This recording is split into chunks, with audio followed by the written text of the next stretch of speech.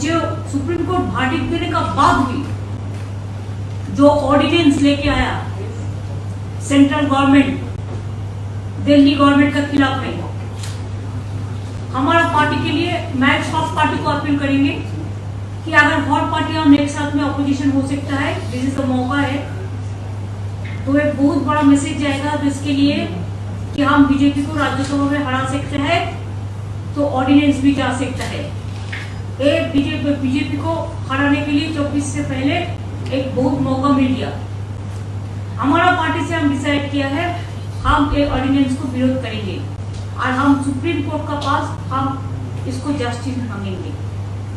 अभी हम अरविंद जी को दे रहा है माइक, अरविंद जी बोलेंगे, इसके बाद वान जी भी है। इसका बाद अगर आपका लोगों का कोई क्वेश्चन है तो जरूर हम लोग कोशिश करेंगे। सबसे पहले मैं दीदी को बहुत बहुत शुक्रिया अदा करना चाहता हूँ। इतना वार्मली हम लोगों को वेलकम किया, इतना प्यार, हमेशा दीदी का प्यार मिलता रहता है हम लोगों को, हमारी बड़ी बहन की तरह है दीदी। आज कलकत्ता मेरा इसलिए आना हुआ क्योंकि आप सब लोग जानते हैं जब हमारी 2015 में सरकार बनी थी पहली बार दिल्ली में, जैसी हमारी सरकार बनी इन लोगों ने नोटिफिकेशन, केंद्र सरकार ने नोटिफिकेशन पास करके, एक नोटिफिकेशन, सिंपल नोटिफिकेशन पास करके दिल्ली की चुनी हुई सरकार की सारी पावर्स छीन ली कि हम किसी ऑफिसर की ट्रांसफर पोस्टिंग नहीं कर सकते, अगर कोई ऑफिसर गलत काम करे तो हम उसकी डिसिप्लिनरी प्रोसीडिंग नहीं कर सकते, ये सारी पावर हमसे छीन ली। 8 साल तक दिल्ली के लोगों ने संघर्ष किया, हम सुप्रीम कोर्ट गए। 8 साल के संघर्ष के बाद सुप्रीम कोर्ट ने हमारे पक्ष में ऑर्डर किया, दिल्ली की जनता जीत गई। लेकिन जैसे ही ऑर्डर आया सुप्रीम कोर्ट का, 1 हफ्ते के बाद इन्होंने ऑर्डिनेंस लाके जो सुप्रीम कोर्ट का ऑर्डर था उसको उन्होंने पलट दिया, और उस दिन पलटा जिस दिन सुप्रीम कोर्ट वेकेशन पे जा रहा था। इसका मतलब इनके दिल में काला था, इन्हें पता था कि अगर सुप्रीम कोर्ट होता तो अगले दिन उसके ऊपर स्टे लग जाता, तो इनका ऑर्डिनेंस गलत है। इन लोगों ने जिस तरह से डेमोक्रेसी का मजाक बना दिया है, जहां भी 3 तरीके से ये चुनी हुई सरकारों को तंग कर रहे हैं। एक, पहली चीज कि जहां पे बीजेपी की सरकार नहीं बनती वहां ये एमएलए खरीद के सरकार गिरा देते हैं उस पार्टी की और अपनी बीजेपी की सरकार बना लेते हैं। दूसरा, जहां बीजेपी की सरकार नहीं बनती वहां ये ईडी और सीबीआई को इस्तेमाल करके दूसरी पार्टी के एमएलए को डराते हैं, धमकाते हैं, उनको तोड़ लेते हैं और उनकी सरकार गिरा के बीजेपी की सरकार बना लेते हैं। तीसरा, जहां बीजेपी की सरकार नहीं बनती वहां कानून का गलत इस्तेमाल करके गवर्नर के जरिए ऑर्डिनेंस पास करके ये तरह तरह से उस नॉन बीजेपी गवर्नमेंट को काम ही नहीं करने देते। हमने वेस्ट बंगाल में भी देखा गवर्नर कैसे तंग कर रहे हैं, हमने वहां भी देखा, पंजाब में भी देख रहे हैं, पूरे तमिलनाडु में देख रहे हैं, तेलंगाना में देख रहे हैं किस तरह से गवर्नर तंग कर रहे हैं। और अब दिल्ली के अंदर इन्होंने जो किया वो तो बिल्कुल ही जनतंत्र के खिलाफ है। एक तरह से ये बोल रहे हैं कि हम सुप्रीम कोर्ट को भी नहीं मानते, तो ये इनको बहुत ज्यादा अहंकार हो गया है, और अहंकार जब हो जाता है आदमी को तो फिर वो बहुत स्वार्थी हो जाता है, फिर वो देश के बारे में नहीं सोचता। तो मैं समझता हूँ कि आने वाले समय में देश की जनता को ये देख के अब इस अहंकारी सरकार को हटाना चाहिए। तो एक तो मैं दीदी का शुक्रिया अदा करना चाहता हूँ कि राज्यसभा के अंदर इन्होंने कहा कि हम सपोर्ट करेंगे, और मैं समझता हूँ कि अगर राज्यसभा में ये बिल गिर जाता है तो ये एक तरह से सेमीफाइनल हो जाएगा 2024 का। और मैं अब भगवंत मान जी को रिक्वेस्ट करूँ। बहुत बहुत धन्यवाद। सबसे पहले ममता दीदी, मैं पहली बार बंगाल में आया हूँ और इतना इन्होंने हमें मान सम्मान दिया और उसके लिए मैं धन्यवाद करता हूँ। आपका नाम तो मान है। जी थैंक यू। और सेंट्रल हॉल में बहुत बार मिलते रहे। लोकसभा में जब मैं था तो बहुत से गलत जो बिल आते थे उनका मिलके तृणमूल कांग्रेस के साथ मिलके हम उसका विरोध करते रहे, वेल में भी जाते रहे और हम बहुत से बिलों को वापस भी करवाते रहे। और जिस कमेटी का मैं मेंबर था उसके चेयरमैन जो थे सुदीप जी वो उनके चेयरमैन थे। तो एफसीआई और पब्लिक डिस्ट्रीब्यूशन, सो बंगाल और पंजाब का बहुत जो रिश्ता है वो बहुत मजबूत है। आज़ादी का संघर्ष जब चलता था तो बंगाल और पंजाब आपस में शहीद आजम भगत सिंह भी लाहौर से सीधा कोलकाता आते थे और यहाँ से उनके जो जितने भी आज़ादी के परवाने थे उनके साथ मीटिंगें चलती थी। अभी भी पंजाब से बहुत बड़ा नाता है क्योंकि बहुत भारी संख्या में पंजाबी जो है वो बंगाल में रहते हैं। ट्रांसपोर्ट का बिजनेस है, दूसरे बिजनेस हैं। तो जैसा कि अरविंद जी ने बताया, ये लोकतंत्र को अपने पक्ष में करने के लिए कोई भी तरीका अपनाने लगे हैं सेंटर सरकार वाले। यहाँ तक कि मेरे 117 में से 92 एमएलए, बहुत बड़ा मैंडेट है, फिर भी मुझे अपने बजट सेशन को जो है चलाने के लिए सुप्रीम कोर्ट जाना पड़ा। सुप्रीम कोर्ट से ऑर्डर है कि राज्यपाल रोक नहीं सकता, बजट सेशन चलना चाहिए। इस लेवल तक हमें तंग करते हैं। तो अगर दिल्ली में भी तंग करते हैं, अभी स्टालिन जी की हमारे पास चिट्ठी आई कि हमें हमारे बिल नहीं पास हो रहे। केरला के जो चीफ मिनिस्टर उनकी चिट्ठी आई कि पास नहीं होने दे रहे 2-2 साल से जो है वो बिल पड़े हैं गवर्नर हाउस में। तो मैं ये कहना चाहता हूँ आपके सामने, अगर 30-31 गवर्नर और एक प्रधानमंत्री ने देश चलाना है तो करोड़ों अरबों रुपया चुनाव पे क्यों खर्च रहे हैं? 30-31 गवर्नर और एक प्रधानमंत्री चला लें मुल्क को, देश को। फिर लोकतंत्र का अभी बाहर जाके विदेशों में जाके लोकतंत्र का बहुत ढिढोरा पीटते हैं कि देश सबसे बड़ा biggest democracy in the world, लेकिन जब यहाँ आते हैं तो जाके देखते हैं कि किसी को काम नहीं करने देते। अगर आप इलेक्शन नहीं जीते तो बाई इलेक्शन से जीत जाते हैं। मध्य प्रदेश में भी ऐसा किया, कर्नाटक में भी ऐसा किया था और गोवा में भी ऐसा किया था। दिल्ली में मतलब एलजी मीन्स गवर्नमेंट, ऐसा इस लेवल तक की वर्डिंग जो है लोकसभा में पास करवाई है, एलजी मीन्स गवर्नमेंट। तो फिर आप इलेक्शन जो होती है, जो करोड़ों लोग इलेक्शन में जो लाइनों में लग के अपने पसंदीदा एमएलए, विधायक और मुख्यमंत्री को चुनते हैं, तो वो उनके लिए वो किसके लिए वोटिंग कर रहे हैं? तो ये मजाक बना रखा है डेमोक्रेसी का।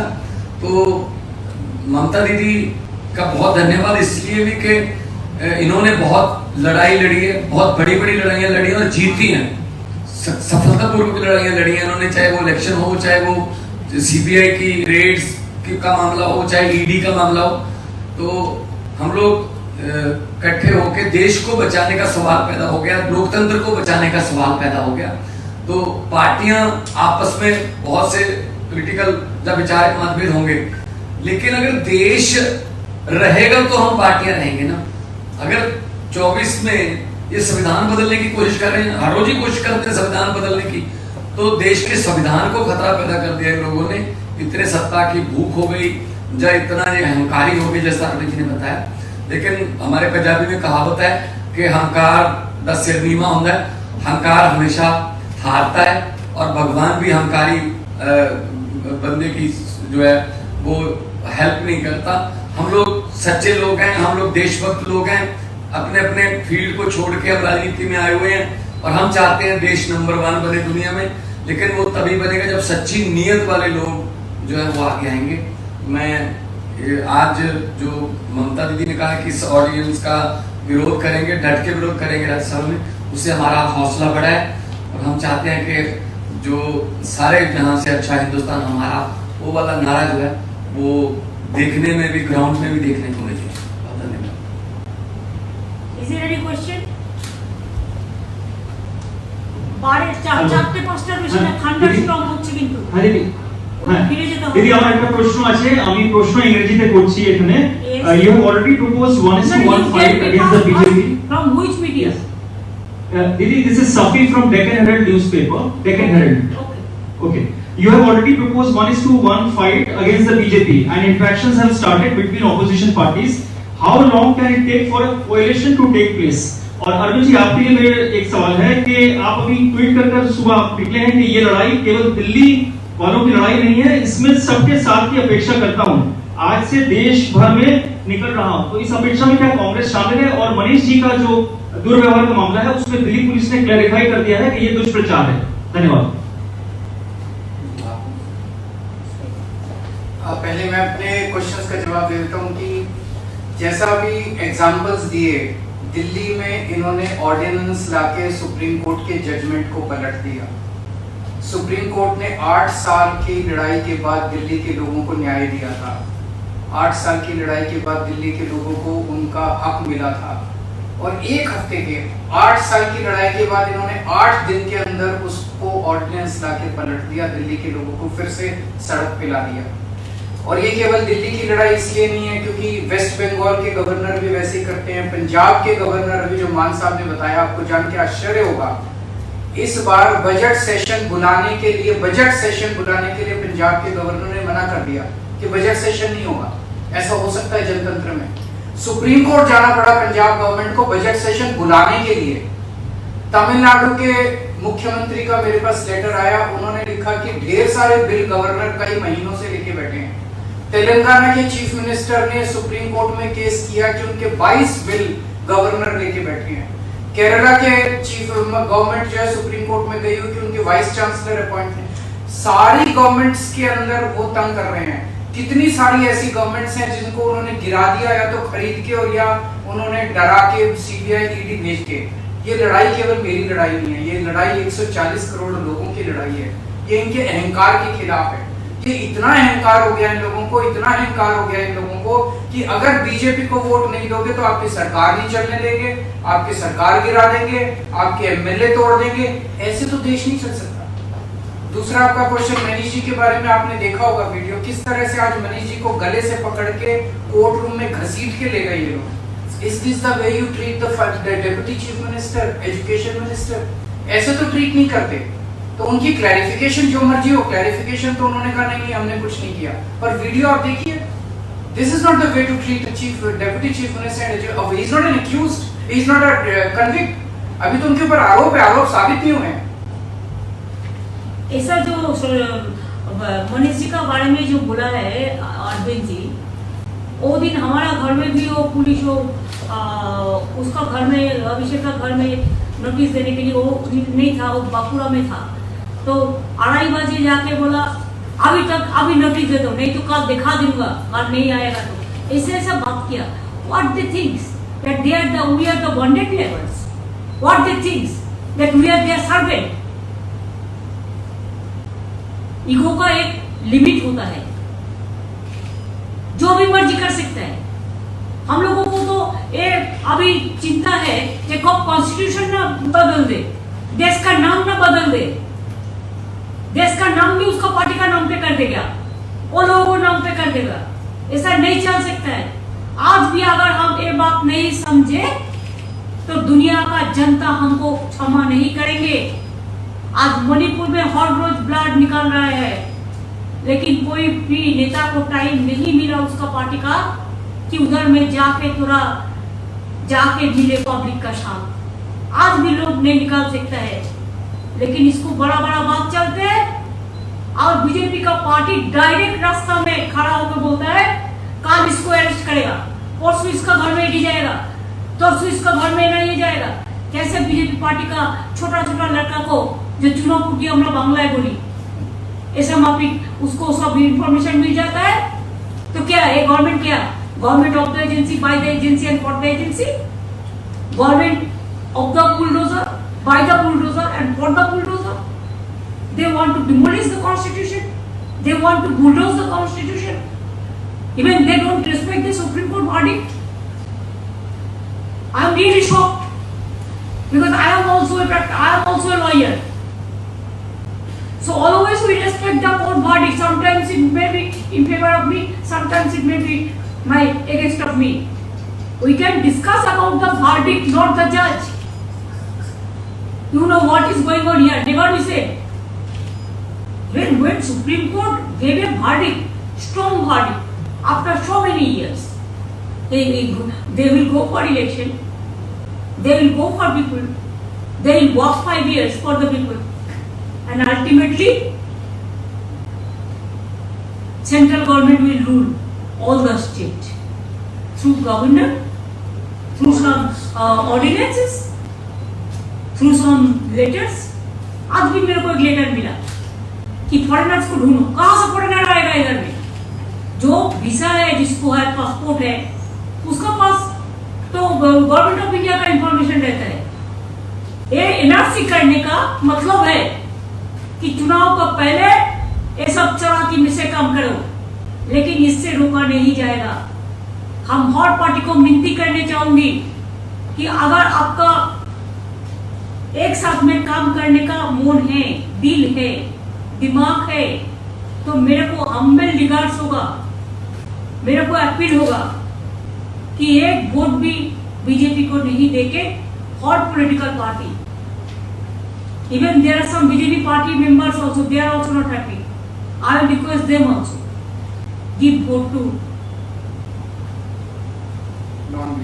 non-BJP party this against the ordinance. अगर ऐसा ही ऑर्डिनेंस करेगा तो कोई राज्यों को कल तोड़ देगा, परसों तोड़ देगा। मेजोरिटी रहने से भी ऐसा नहीं कर सकते हैं। There are some systems. ये तो खतरनाक बन गया देश के लिए, धमाका मचा दिया। 2000 का नोट तो किया था 2016 में, तो एक दफे किया।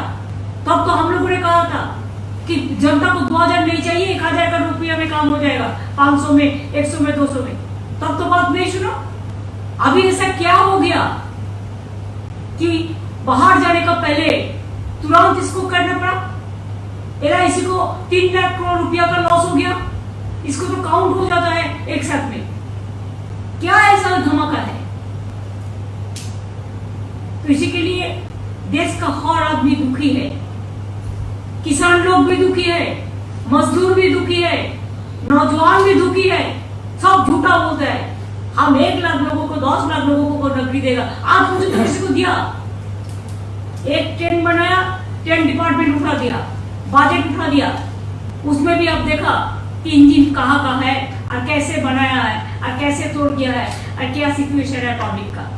एक लोकल स्टेशन में एक टिकट का भाव ऐसे ही 10 रुपया से 30 रुपीज बना दिया। जैसे हमको पास काटवा पैसेंजर एसोसिएशन से लेकर आया। तो देश में जो चलता है दिखाने के लिए कुछ करते हैं, लेकिन ये गवर्नमेंट हो गया डबल इंजन वाला। जो गवर्नमेंट बोलता है एक डबल इंजन और टेरेबल इंजन बन गया। तो अगर एट्रोफस टेरेबल कुछ चलेगा तो इसको हम लोग को हिम्मत है इसको लड़ने के लिए। जो भी करना है आप कर लो। हम लोग डिसीजन लिया है, हम बीजेपी का खिलाफ में हम लड़ेंगे, हम एक कट्टर रहेंगे। हमारा कुछ नहीं चाहिए, किसी से कुछ नहीं चाहिए, खाली जनता को सेव करना चाहिए, सेफ्टी सिक्योरिटी रक्षा करना चाहिए, देश को रक्षा करना चाहिए। I am totally 100% with Arvind ji Mann. I am totally 100% with Telangana बोलो, पंजाब बोलो, तमिलनाडु बोलो, आप केरला बोलो, आप आंध्र प्रदेश बोलो, आप चेन्नई बोलो, आप उड़ीसा बोलो, आप बिहार बोलो, आप झारखंड बोलो, हर जगह में हम लोग एक साथ में आए और एक साथ में हमको और भी चुकाना है। आप लोगों को मदद भी मैं चाहती हूँ। मीडिया को तो बोल देता है ये बात कहना, ये बात नहीं कहना। मीडिया को भी थोड़ा इम्पार्शियलिटी देना चाहिए। मीडिया को मालिक लोग डरते हैं, ये लोग डराता है। अब तो 6 महीने का बात है भाई, और अगर कोई अचानक कुछ हो जाए, मिराकल कुछ हो जाए, तो उसको पहले भी जा सकता है। Who can say tomorrow, today I am alive, tomorrow I may not be। तो इसी के लिए ये देश में ये लोग नहीं चलेगा। इलेक्शन भी होना है तो 6 महीना बाकी है, इतना ज्यादा नहीं है। अभी उसी के लिए एजेंसी को डांट के भेज रहा है, एक करो वो करो वो करो। अरे सुप्रीम कोर्ट जब वर्डिक्ट दिया, you should have accept the verdict of the Supreme Court. क्या है, दिल्ली का चपरासी को आप क्यों ट्रांसफर करेंगे? दिल्ली को एम्प्लॉयज को दिल्ली गवर्नमेंट का अंडर में है, आपका अंडर में नहीं है। आपका अंडर में तो डिफेंस है, उधर में हेडक्वार्टर, आपका उधर में होम मिनिस्ट्री है, आपका उधर में बीएसएफ है, आपका उधर में सीआईएसएफ है, आपका अंडर में सीबीआई है, आपका अंडर में ईडी है, आपका अंडर में एनआईए है, क्या नहीं है, पुलिस है, सब कुछ है आपका अंडर में। तो ये लोग चुनाव में जाएगा, लड़ेगा और इसको सबको और आप तोड़ लेंगे। ये बात नहीं चल सकता है। लोकतंत्र रहेगा तो हमारा देश बचेगा, लोकतंत्र नहीं रहेगा तो हमारा देश नहीं बचेगा। इसी के लिए जितना जल्दी ये बीजेपी पार्टी को हटाना हम लोग को सबका काम है और ये काम पे हम लोग एक साथ में चलेंगे। अपने शहर, अपने प्रदेश की ताज़ा खबरों के लिए लाइक करें, शेयर करें, सब्सक्राइब करें और हाँ, बेल आइकन दबाना ना भूलें, क्योंकि खबर हमारी, फैसला जनतंत्र का।